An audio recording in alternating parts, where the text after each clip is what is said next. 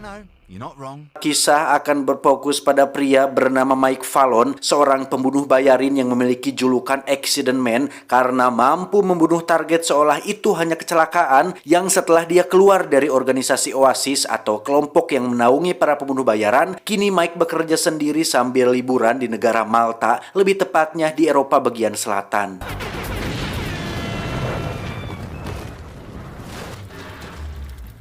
Yeah, it's a dirty job, but in case you've forgotten, I'm happy to get my hands. Is there some arseholes really do deserve to die? Dengan bekerja sendirian, Mike nyatanya bisa lebih meraup banyak cuan ketimbang saat masih menjadi anggota Oasis, yang hal itu dibuktikan dengan motor keren yang dia miliki sekarang, termasuk apartemen mewah yang saat ini dia tinggali.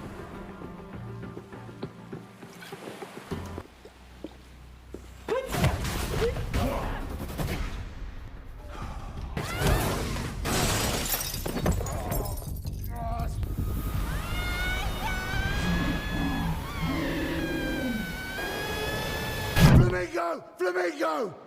Flamingo paid to smash me up, but not the apartment. Ya, dia bernama Xiuling, seorang wanita Asia yang jago kungfu yang sengaja Mike sewa untuk melatih kemampuan bela dirinya, di mana Xiuling akan muncul secara tiba-tiba tanpa ada pemberitahuan terlebih dahulu, yang tujuan daripada dilakukannya sesi latihan ini adalah supaya insting dan tingkat kewaspadaan Mike semakin meningkat agar dalam kondisi dan situasi apapun, dia selalu siap untuk bertarung dan bertahan dari musuh-musuhnya. Fine. Good fight.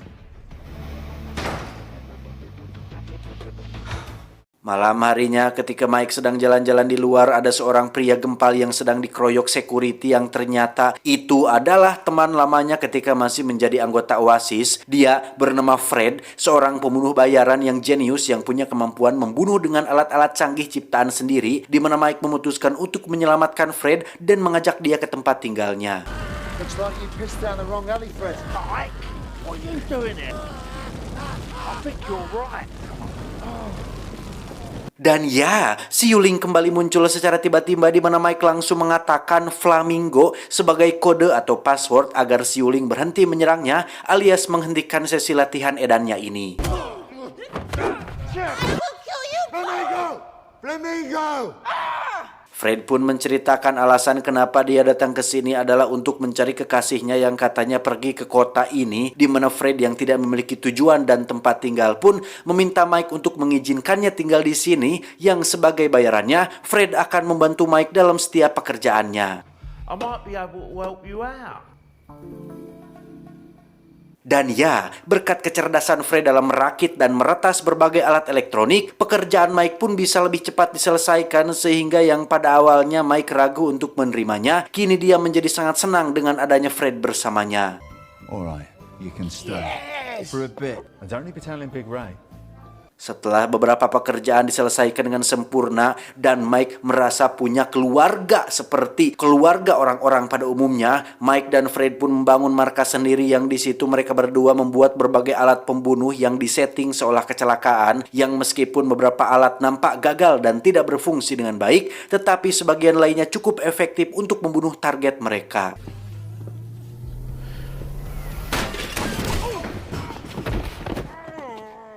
No pain, no gain, eh, mate? I don't understand it. Dan ya, untuk kesekian kalinya, Xiuling muncul di waktu-waktu yang sangat tidak tepat, yang membuat Mike langsung menyebutkan Flamingo, di mana Xiuling ini nampaknya terlalu bersemangat kayaknya sebagai seorang pelatih yang terkadang membuat Mike menjadi sangat jengkel dengan kemunculan Xiuling yang sudah banyak merusak properti di rumahnya. I spit in yours. Fred pun iseng menceritakan tentang kekasihnya yang menghilang, di mana Xiuling yang punya banyak informasi pun dengan baik hati mengambil foto wajah kekasihnya Fred dan berjanji akan mencoba mencarinya secepat mungkin. I will help if I can, Fred. Thanks, Lee. Di tengah-tengah kegiatan mereka membuat berbagai alat pembunuh, Fred yang kini menjadi manajer pribadi Mike pun mendapat sebuah tawaran pekerjaan untuk membunuh seorang anak dari keluarga paling berbahaya bernama keluarga Zuzer, di mana Mike menyuruh Fred untuk langsung tolak tawaran tersebut karena siapapun jelas tidak ingin berurusan dengan keluarga Zuzer tersebut. Miserable bastard. Singkat cerita, Mike dan Fred pun mendapat pekerjaan untuk membunuh seorang eksekutif muda yang ketika pekerjaan tersebut berhasil diselesaikan secara cepat dan efisien, tiba-tiba... What the fuck was that? Ya, rupanya pekerjaan tersebut adalah sebuah jebakan dari keluarga Zuzer, lebih tepatnya dari Nyonya Zuzer sendiri. Ini bebenguknya, di mana ajudan Nyonya Zuzer pun sangat merasa terhormat bisa berhadapan langsung dengan Mike, sang accident man yang terkenal itu. Namun karena Mike bersikap tengil, si ajudan pun membogemnya berkali-kali yang karena Mike sudah terlatih dihajar oleh si Yuling, dia nampak santai saja yang justru malah membuat tangan si ajudan kesakitan. Jesus Christ, mate. Is that all you got? I kid.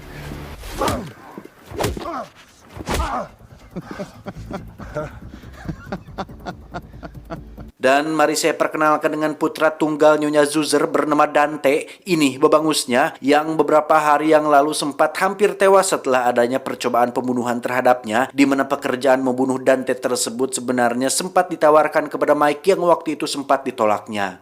Educated in the finest schools, tutored in the ways of the world. So you two have never seen him before? Tujuan daripada diculiknya Mike dan Fred adalah untuk membantu Nyonya Zuzer untuk melacak siapa pembunuh bayaran yang telah berani-berani mencoba membunuh anaknya, sekaligus meminta Mike untuk menghabisi para pembunuh bayaran yang menerima pekerjaan tersebut.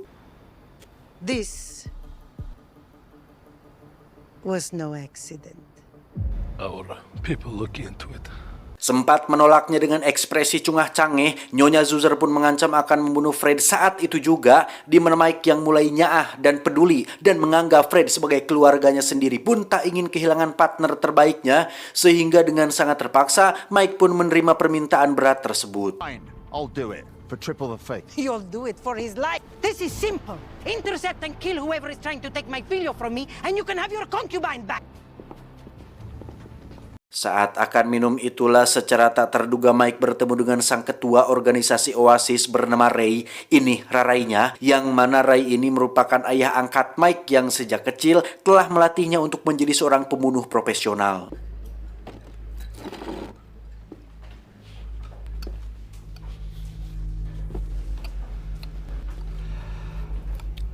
Kemunculan Ray di sini rupanya adalah untuk melakukan pekerjaan, yaitu membunuh Dante, karena setelah Mike membunuh semua rekan-rekan di film pertama dan keluar dari organisasi Oasis, Ray yang sekarang sendirian dan bangkrut pun terpaksa harus menerima semua pekerjaan demi bertahan hidup, yang salah satunya adalah menerima tawaran untuk membunuh Dante, anak tunggal dari Nyonya Zuzer. Listen, Ray. You need to bail on this Zuzer kid job, right? Anything happens to that kid, they're gonna kill Fred. Well, it's not my problem, is it? Dengan jujur Mike menjelaskan bahwa saat ini nyawa Fred sedang terancam apabila dirinya gagal melindungi Dante dan gagal menghabisi semua penuh bayaran yang sedang memburunya, sehingga Mike memohon dengan sangat agar Ray membatalkan pekerjaan ini. Namun Ray yang tergiur dengan imbalan yang diberikan pun tetap kekeh akan membunuh Dante, apalagi setelah Ray baru mendapat kabar bahwa Dante dipasangi alat pelacak pada arlojinya yang membuat semua pembunuh bayaran bisa melacak keberadaan Dante saat ini. You haven't heard, have you? Heard what? Well, the client has upped the bounty by fucking loads. Dengan cepat Mike pun pergi ke tempat Dante untuk memberitahukan agar segera melepas arlojinya karena alat pelacak yang ada di dalamnya sudah berhasil disadap oleh para pembunuh bayaran. Namun si ontoho Dante yang heras hulu ini justru malah menelan arlojinya, sehingga jangan salahkan Samsul jika semua pembunuh bayaran akan segera datang untuk membunuhnya.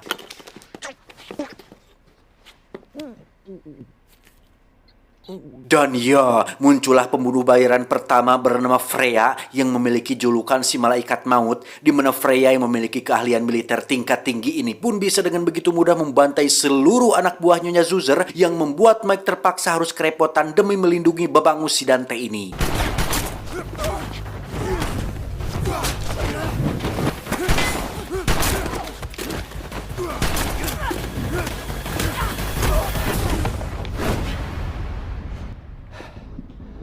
Freya?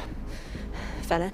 Sempat menyarankan Freya untuk hentikan niatnya, Mike nyatanya harus kembali mengeluarkan seluruh kemampuannya, di mana mereka berdua terlibat duel seru di ruangan dapur hingga pertarungan sengit pun tak terelakkan lagi.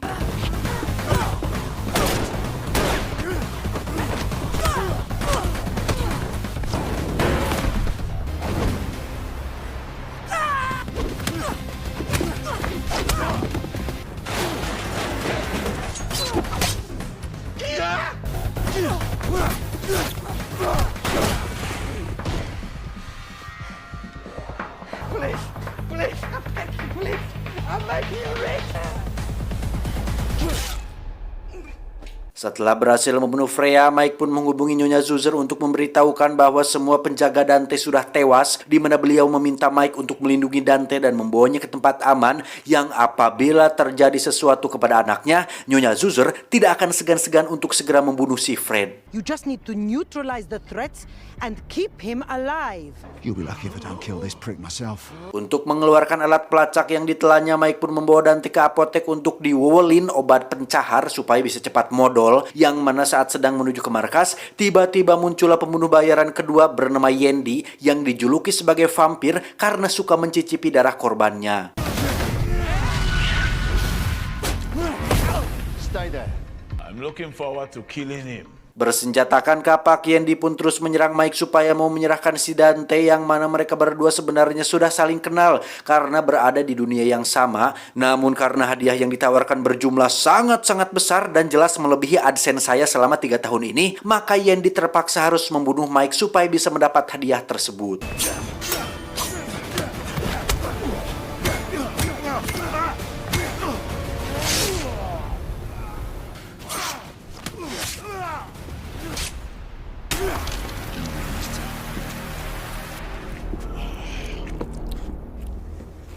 Dan ya, duel yang terjadi ternyata hanya berlangsung sebentar saja setelah Yendi dibuat terluka parah, di mana Mike berhasil membuktikan julukannya sebagai Accident Man yang digadang-gadang sulit mati berkat bantuan orang dalam alias bapak sutradara dan bapak produser. Is it dead? Mike pun membawa Dante ke markasnya sambil menunggu Siuling yang akan datang membawakan motornya ke sini, di mana Mike menyuruh Dante untuk segera nyaduk agar alat pelacaknya bisa segera dihancurkan, yang karena Dante terus nyerocos dan bersikap menyebalkan, Mike pun terpaksa membogemnya hingga tak sadarkan diri. Oh, okay. Tak lama muncullah Siuling yang datang untuk membawakan motor Mike, di mana Siuling yang sudah tahu tentang pekerjaan Mike pun bukannya takut atau menghindar, dia justru meminta Mike untuk menjadikannya partner karena dengan kemampuan bela dirinya yang mumpuni, Siuling yakin bisa banyak membantu meringankan pekerjaannya. I'm a better fighter than you. Let me help. You're not a better fighter than me. Ya, muncullah pembunuh bayaran ketiga yang bernama Silas, seorang pembunuh yang dijuluki pencekik karena suka membunuh targetnya dengan cara mencekik lehernya, yang ketika Silas sedang menyombongkan dirinya di hadapan Mike, muncullah pembunuh bayaran keempat bernama Poco yang dijuluki si badut brutal karena memiliki ciri khas palu besar yang menjadi senjata utamanya. Dan ketika Silas menyuruh Poco untuk menyinggir dulu, tiba-tiba I'm gonna take great Well, that's one less horse in the race, eh, kids? sementara Mike harus bertarung melawan Poco, Siuling pun harus menghadapi Silas yang sudah tersadar di mana keahlian kungfu yang dimilikinya ternyata cukup membantu untuk menghabisi Silas yang mati dengan cara yang sama seperti cara dia membunuh target-targetnya.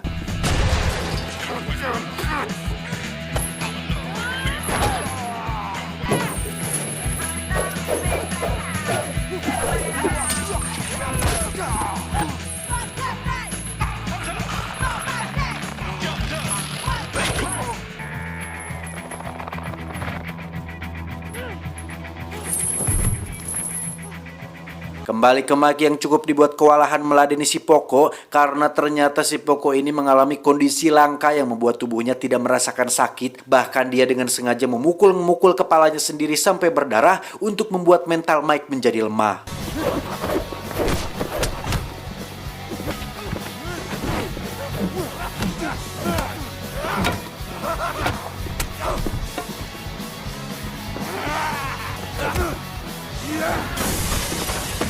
Serangan demi serangan yang Mike berikan pun tak kunjung membuat si Poco tumbang, bahkan mata gergaji yang sempat menancap di dadanya pun seolah tidak dirasakan, sehingga Mike benar-benar harus melakukan effort lebih agar si Poco bisa dikalahkan.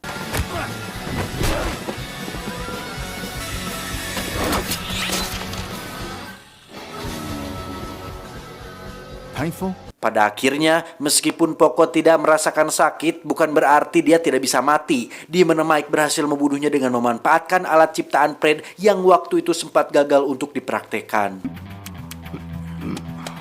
Fuck's sakes, Fred.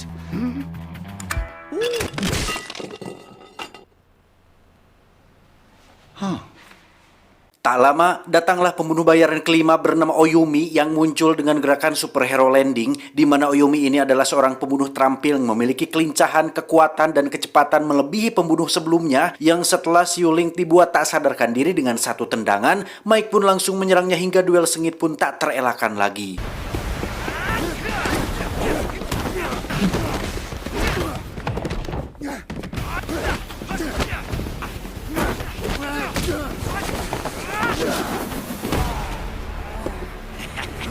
Sempat kalah di detik-detik awal, Mike ternyata cukup cepat menyesuaikan diri dan mampu mengimbangi kemampuan lawannya yang ketika Oyumi mulai merasa terdesak, dia pun segera mengambil pedangnya dan...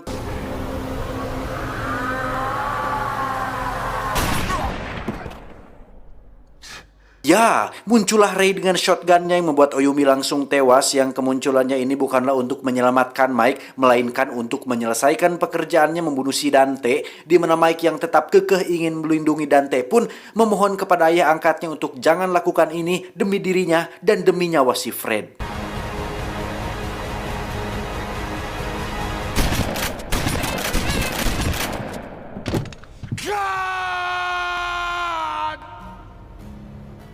Setelah Ray setuju untuk tidak melanjutkan pekerjaannya, Dante yang dikenakan jas milik Fred pun dibawa ke tempat yang sudah disepakati, yang di situ Nyonya Zuzer cukup dibuat takjub melihat Mike berhasil melindungi anaknya sekaligus menghabisi seluruh pembunuh bayaran yang memburunya. Since we are here, I presume you have taken care of all our problems? Dante yang diperlakukan kasar oleh Mike pun sempat tak terima dan meminta ibunya untuk memberi pelajaran kepada Mike, di mana Nyonya Zuzer justru menyuruh Dante untuk tutup mulut dan memintanya untuk bersyukur masih bisa tetap hidup jika bukan karena jasa si Mike. Come on, Fred. What are you looking at, you fucking pleb? You alright, mate? Yeah? Saat akan pulang itulah Ray mengatakan ingin mencoba alat ciptaan Fred, yakni jas yang saat ini dikenakan oleh Dante, dan tiba-tiba setelah membunuh Dante, Nyonya Zuzer, dan seluruh pasukannya, Ray pun mendapat imbalan dengan jumlah yang sangat-sangat besar sekaligus berhasil menyelamatkan nyawa si Fred, yang setelah semua yang mereka lalui, kini Mike memiliki keluarga baru termasuk Xiuling dan memutuskan untuk rehat sejenak dari kegiatan bunuh-membunuh ini. So it was on to the next chapter, which for a guy like me is probably gonna be a fucking belter. Tamat, ending yang cukup membagongkan.